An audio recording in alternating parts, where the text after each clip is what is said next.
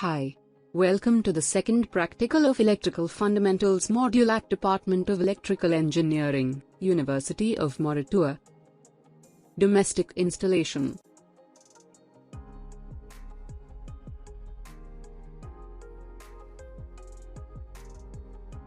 Have you ever wondered what are those small switches inside the switchboard in your house? And have you ever thought of wiring a new house by yourself? Which you going to build to in future? Electrical installation is a fascinating topic to talk about. Let's learn the fundamentals without any further delaying. At the completion of this laboratory session, you should be able to trace and sketch a simple household wiring circuit. Describe the types of faults that can occur in an electrical circuit, and their effects. The protective measures taken against such faults. Explain the need for testing a domestic wiring installation. Before moving to the practical, let's learn how electricity gets to your house. The electricity is generated far away at power plants. It leaves the power plant and the voltage is increased in a step-up transformer, where it will then be distributed over long-distance transmission lines. Once it reaches the town, the voltage will be reduced in a substation step-down transformer. From the substation, the electricity will either be distributed locally, through overhead or underground cables. Here shows how electricity is distributed through overhead lines. Once it reaches a neighborhood, it passes through another small street transformer, to further reduce the voltage, thus ensuring its safety of use. As a last step, it passes through service drop, and your meter records the electricity used. Normally, the electricity is distributed in 3 phases, but in this case we're looking at a single-phase installation, which means the property is connected to just one of the 3 phases and the neutral. So, now let's move on to the electrical installation done in your house. What does electrical installation really mean? Let's have a brief idea. An electrical installation is a combination of electrical equipment installed to fulfill a specific purpose, and having coordinated characteristics. In dealing with the electrical installation, it is necessary to ensure the safety of personnel, as well as the protection of equipment from electrical faults. An electrical installation comprises all the fixed electrical equipment that is supplied through the electricity meter. It includes the cables that are usually hidden in the walls and ceilings, accessories, such as sockets, switches and light fittings, and the consumer unit that contains all the circuit breakers and, preferably, residual current devices.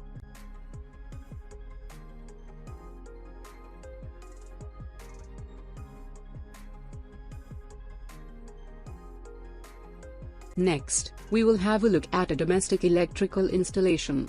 Electricity is supplied to houses using a service cable consisting of 2 wires known as the live wire and the neutral wire. The current flowing through these 2 wires is provided to the electric appliances through a circuit inside the house as shown in this diagram. You may have a look at the components in this installation before going deep into each of these components.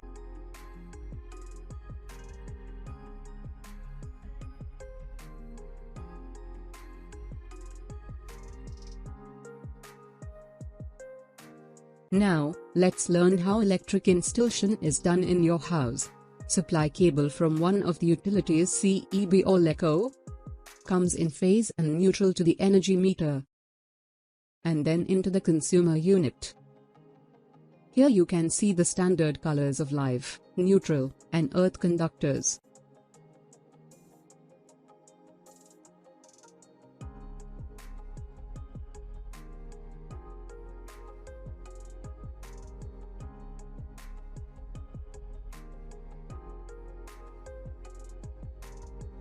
First, we will have a look at the energy meter, which you all have seen in your houses. Electric utilities use electric meters installed at customers' premises to measure electric energy delivered to their customers for billing purposes. There are a lot of variations in design for these meters. You may find that this meter is mechanical, electronic, or even a smart meter. The electromechanical meters operate through electromagnetic induction by counting the revolutions of a metal disc, while digital electronic meters use microprocessors technology, and now we have smart meters where utilities can get the readings remotely without visiting the customers.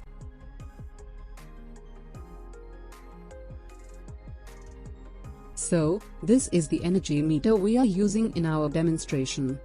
As you can see, it is an electromechanical energy meter with the following ratings. It is a single-phase, 2-wire meter, which has a voltage rating of 240 volts. And you can notice that the disc rotates 750 revolution per 1 kilowatt hour.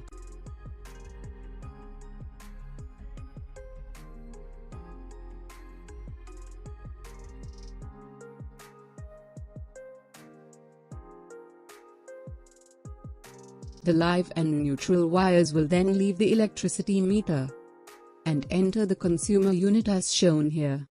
The consumer unit serves a variety of tasks, such as control and distribution of power, and protection against electrical faults. This unit comprises a main circuit breaker, a residual current circuit breaker, RCCB, miniature circuit breakers, MCBs, and live, neutral, and earth bus bars. We will look into each of these components shortly. The consumer unit varies in size, depending on the size of the property, and how many circuits there are being controlled. Here, you can see the consumer unit used in our laboratory setup. This is rather a small consumer unit, where it controls only 2 small circuits.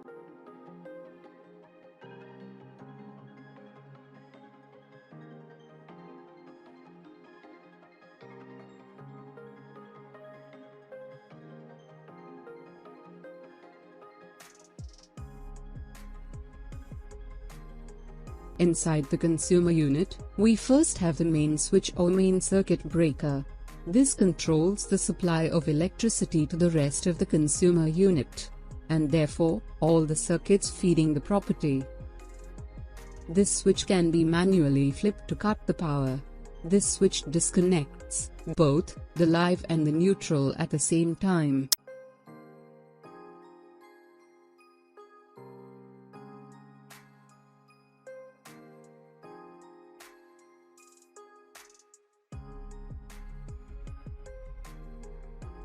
The main breaker shuts off power to the entire house if the overall load demand grows too high, or if there is another serious problem in the electrical system. It is fairly rare for the main circuit breaker get off, because usually, it is individual circuit breakers that cuts over each circuit, long before there is a need for the main breaker to shut off. Here shows the main circuit breaker used in our setup. Let's have a closer look. To figure out the ratings of the main circuit breaker, you can see that rated voltage is 415 volts, and rated current is 32 amperes.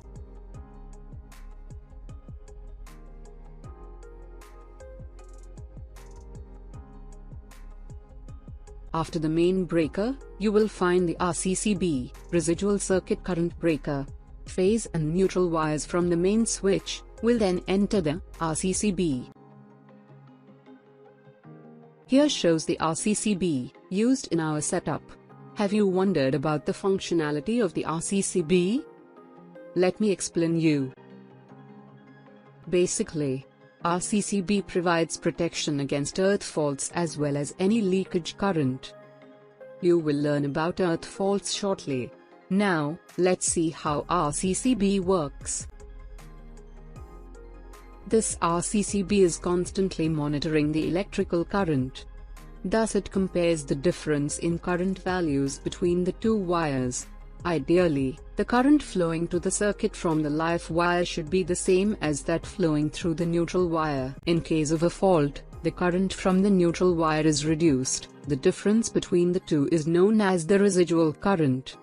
On spotting a residual current, the RCCB is triggered to trip off the circuit. The difference between the line current and the neutral current is used to energize the solenoid, which causes the switch to open. Let's look at the ratings of our RCCB.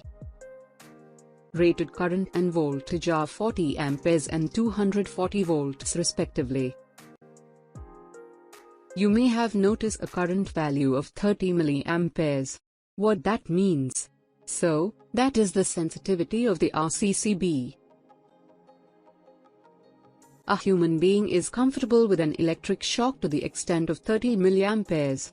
The figure shows the time versus current zones of effects of 50 Hz current on the human body.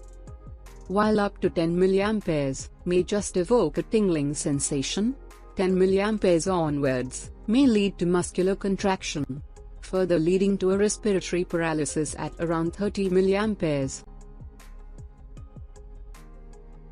So a normal RCCB has a sensitivity of 30 milliamperes, which means, if the residual current exceeds it, the RCCB will trip off. From the RCCB, line wire goes to a bus bar.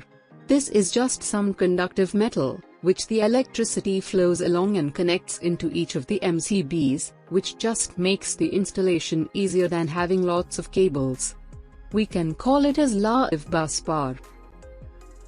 Miniature circuit breakers, MCBs, are designed to provide protection against overcurrents. Our demonstration setup has two MCBs. Each sub-circuit starts from an MCB in the consumer unit. The sub-circuits supplying power to lamps are called lighting sub-circuits, whereas those supplying power to socket outlets are called power sub-circuits. After that, you can see, neutral wire of the RCCB is connected to the neutral block, as shown, which will help the RCCB to check if the current flowing out is equal to the current flowing back in. As we already discussed, MCBs provide protection against overcurrents. Both the overload and short circuit conditions are known as overcurrents. Oops! What does overload and short circuit conditions mean? Let's figure it out with examples. So, in our setup, we have two MCBs. One is for the power sub-circuit and it is rated as 32 amperes, while the other MCB is for the lighting sub-circuit with a rating of 6 amperes. Overload is an abnormal situation, during which the current drawn by the load exceeds the rated current. For example, we have 32 amps as rated current for the power circuit, so, if we exceed the current, by gradually plugging too many things in, then the MCB will trip and cut the power after some time, to protect itself. The current in the overload condition is high, but considerably lower than the short circuit current. In the event of a short circuit, for example, the live touches the neutral, then the circuit is bypassed, and there will be a large and instantaneous increase in current. This will create a magnetic field inside the MCB which will cut the power instantaneously. You may have come across the word fuse than MCB, isn't it? The purpose of using an MCB or a fuse is the same, but the working principles of both the devices are different. Let's identify the differences between a fuse and an MCB. In circuit breaker, electromechanical switch and relay mechanism trip the circuit when an overcurrent attempts to flow the circuit connected through circuit breaker. While fuse has a fuse element which is a metal strip made up of copper, aluminum, or alloys. When an unsafe value of current occurs, the fuse element starts to melt and break the connected circuit. Circuit breaker doesn't need to replace after each operation. That is, it can be used multiple times. So it is reliable as compared to fuse. While fuse can be used only once per operation as it is self-destructive. Replacement is must after a completed operation. MCBs can either be automatic or manually operated, while fuses only have automatic operation. Cost of MCBs are higher than fuses. Both can protect against short-circuit faults and overloads, but fuses won't cut the power instantaneously for short-circuit faults, as MCBs do. So, what do you think is the best? Yes. In terms of reliability, protection, MCBs are better.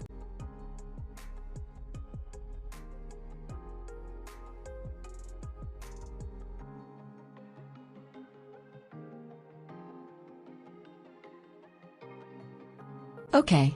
Let's move to our laboratory setup. Here, you can see how supply goes to the energy meter, and, from energy meter to the consumer unit. As I have already told you, we have two circuits, as power and lighting sub-circuits, controlled by two MCBs. Power sub-circuits supply power to socket outlets and can be connected either as ring circuits, or radial circuits. Whilst, the lighting circuits supply power to lamps, and they are connected as radial circuits. Oops! What do you mean by ring and radial? Let's have a look on them.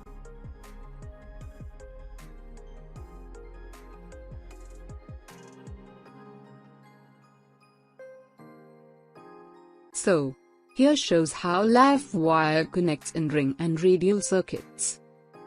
Each circuit commences from consumer unit, or distribution board, through an MCB of specific rating, usually 30 amperes, loops into each socket outlet and returns to the same MCB in the consumer unit. Looping must be done for the live conductor, neutral conductor and the protective conductor in separate rings. Electrical current can flow from either end of the ring. This increases the current carrying capacity without increasing the wiring size. When considering the radial circuit is a single cable run from a circuit breaker to a number of electrical devices and terminates at the last device. The current rating of a radial circuit limits the area the circuit can supply.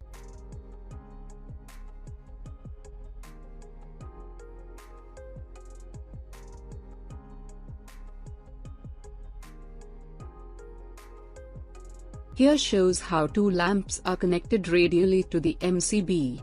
LAF wire connects to the two lamps in parallel. And then neutral wire goes to neutral block, which connects to the RCCB. You may wonder, why lamps are connected in parallel? That's simply because we want to operate two lamps separately. And here shows how sockets are connected in a ring circuit. LAF wire starting from the MCB goes through each sockets and come back to the MCB completing the ring. Note that neutral wire is also connected in a ring circuit. Let's have a look how electricity flows through each of these components. So electricity flows from the main distribution phase line, through the electricity meter, and into the main circuit breaker. From the main switch it flows through the RCCB, along the bus bar, and into the MCBs. It then flows up around the MCB's separated circuits.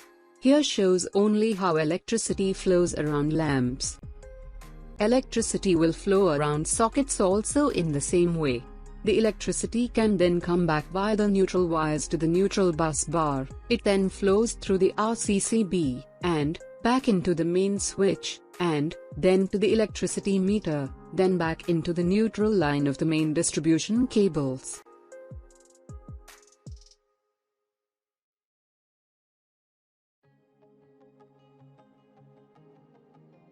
Let's have a look at the sockets outlets used in our country. According to the IET wiring regulations, the standard is 13 ampere sockets.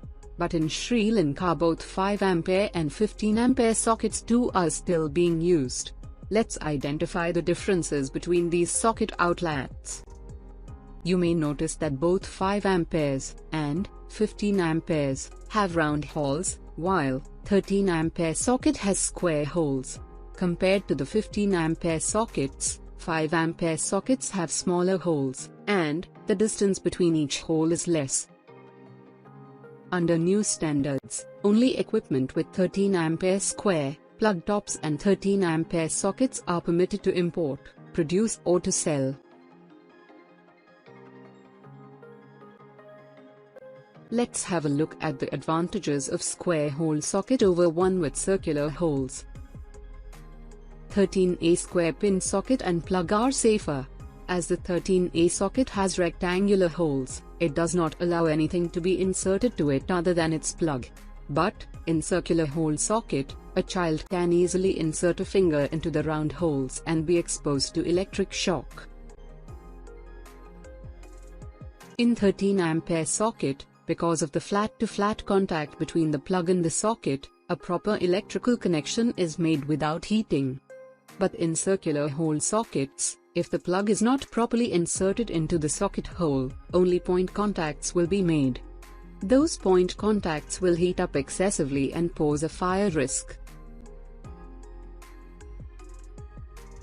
You may have noticed that there's some other cables with green and yellow stripes. These are called the earth cables. These earth cables usually runs along with the phase and neutral wires into the fixtures such as plug sockets. Some appliances will also use an earth wire for added protection, typically if the device uses a metal casing. The earth wires will connect from these fixtures into a earth bus bar within the consumer unit. And then, the earth bus bar is connected to an electrode rod, which is installed into the ground, and provides a direct earth path. You may have heard about the word earthing. But, did you really know what it really means? Let's have a brief understanding.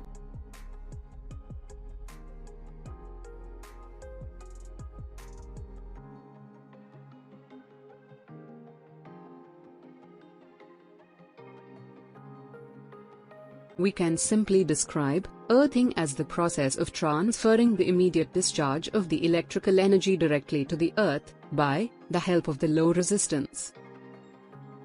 Have you ever wondered why some appliances use a 2-pin plug, and others have 3-pin plug? That's because electrical appliances with metal bodies are required to be properly earthed for protection against possible electric shock.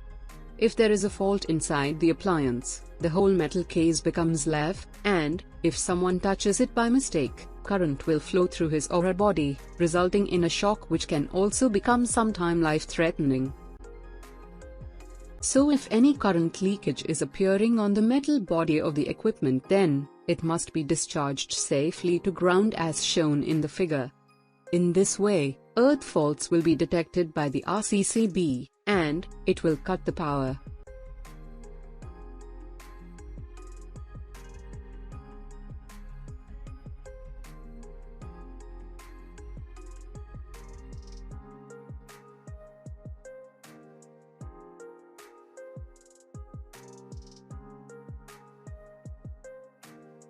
Let's have a closer look at our laboratory setup. First, supply cable is connected to the energy meter. And, from that, phase and neutral wires come to the consumer unit. There, first we have the main circuit breaker. And, then it is connected the RCCB as here. Live wire from the RCCB will then go to the MCBs. We have two MCBs as we already discussed. Here shows the neutral and earth bus bars located in the consumer unit. As we already know, first MCB goes to the power circuit which is connected in a ring. And then the second MCB goes to the lighting circuit, connected in radially.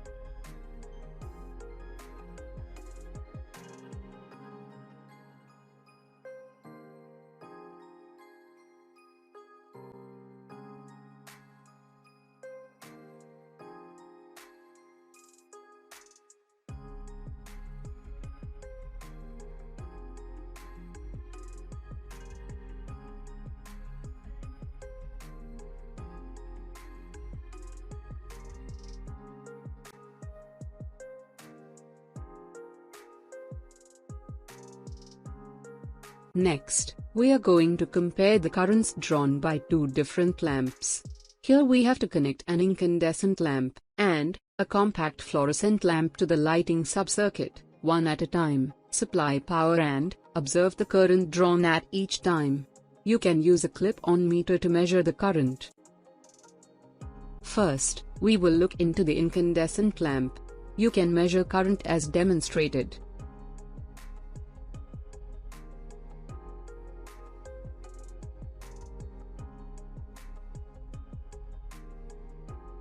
You will notice a value of 0.435 amperes. Note that this bulb is 100 watts. Next, we have to measure the current of the CFL, as demonstrated.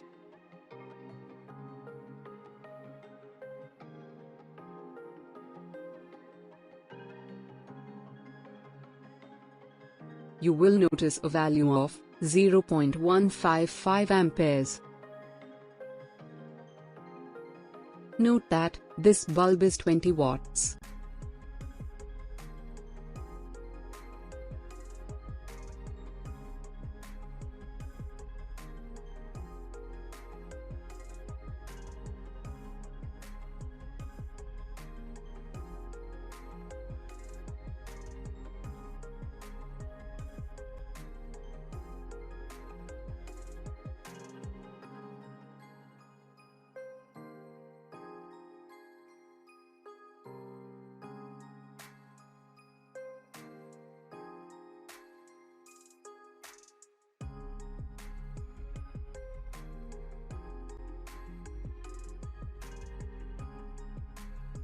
Next, we will compare the rotational speed of the energy meter's disc for these two bulbs.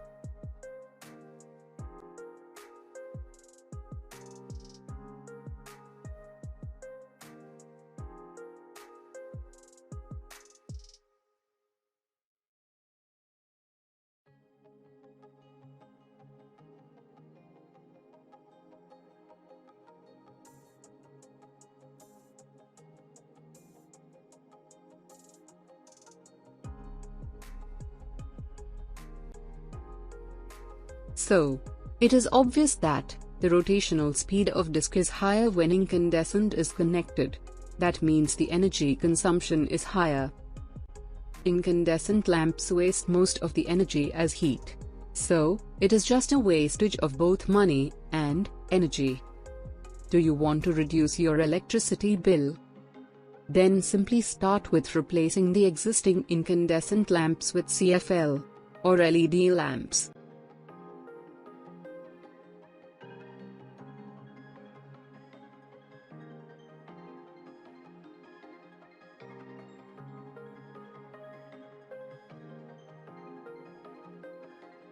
Okay, next, we will look into two of the most important electrical installation tests. One is the continuity test, and the other is insulation test. In continuity test, all must be tested to ensure that they are electrically continuous, electrically safe and correctly connected. In insulation test, insulation resistance should be verified by measuring between two conductors. As an example, lava and earth. This test is to ensure that there are no short circuits between two conductors, and that there is no deterioration in insulation resistance caused by damage or dampness. You can use this mega to perform these two tests.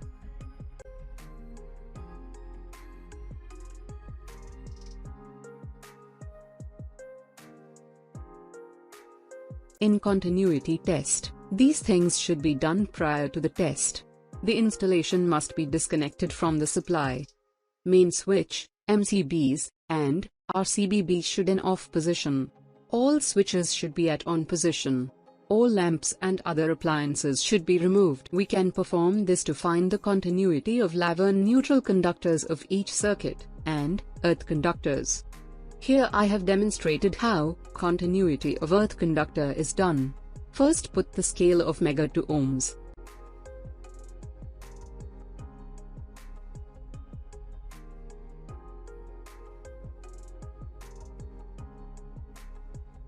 Then connect one probe to the earth bus bar, and the other to the earth of one of the socket outlets.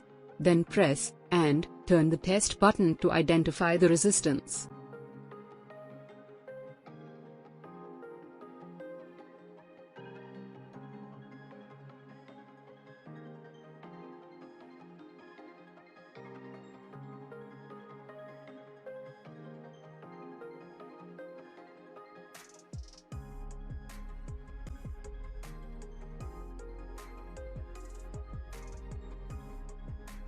Next we will discuss about the insulation test. Prior to the test, the installation must be switch off. Main switch and RCCB should in off position.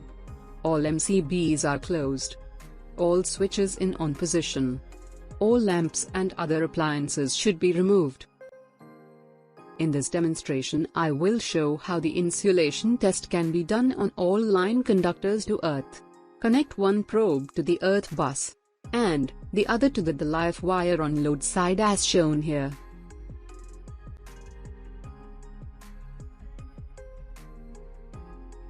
Then, put the scale of the mega to 500 volts and press the test button. You should take the readings in the mega scale where the values are denoted in red color. You can notice a value approximately equal to 18 mega ohms. So the insulation resistance test of all line to earth passes as test should have a higher value, much higher than 1 mega ohm.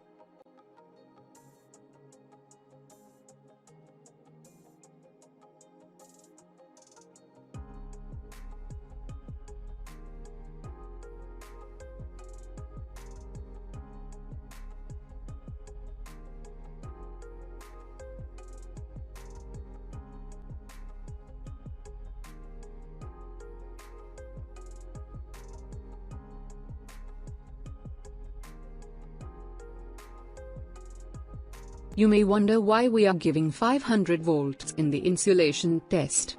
Let's look at some more factors about the insulation test.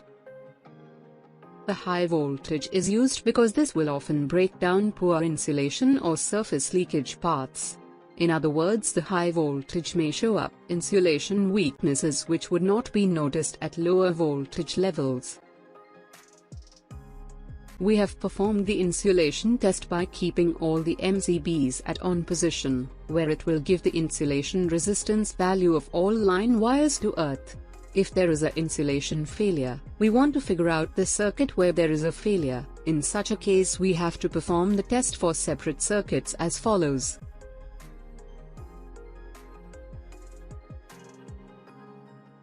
We have to keep all the MCBs in off position. Next we have to do the insulation test for separate circuits as we have done before, by keeping one probe to the line conductor in the load side and the other to the earth. By this, we can identify the circuit with low resistance value and can take necessary precautions. So that is the end of our laboratory session. You may complete the lab report with the help of this video. In conclusion, for a safe home we should have all these discussed devices in a domestic installation with a proper coordination. And also we should have to check on these devices for their working after a specific period of time as we have discussed.